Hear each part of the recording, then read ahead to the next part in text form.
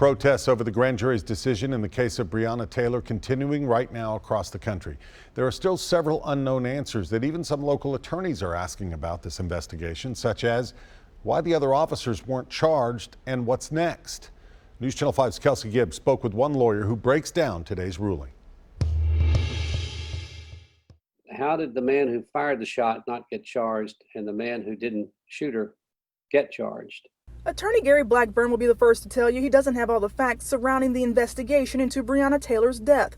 But as a lawyer and an average citizen, he's been keeping an eye on the case. The police officers will say that they made a mistake, but they didn't have any intention of harming anyone and that it was all a huge misunderstanding.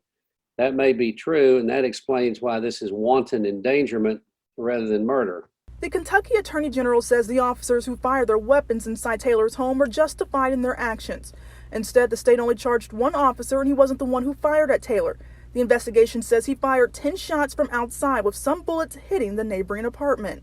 The statute is wanton endangerment, and it has to do with circumstances that demonstrate an extreme indifference to the value of human life. In Kentucky, wanton endangerment is when someone deliberately engages in conduct which creates a substantial danger of death or serious physical injury to another person. It can carry 1 to 5 years in prison. If he endangered the life of or lives of 3 other people, because there are 3 counts, how is it that the officers who fired the shots that killed her were not found to have done the same thing?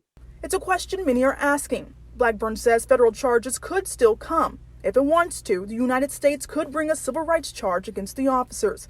Kelsey Gibbs, News Channel 5.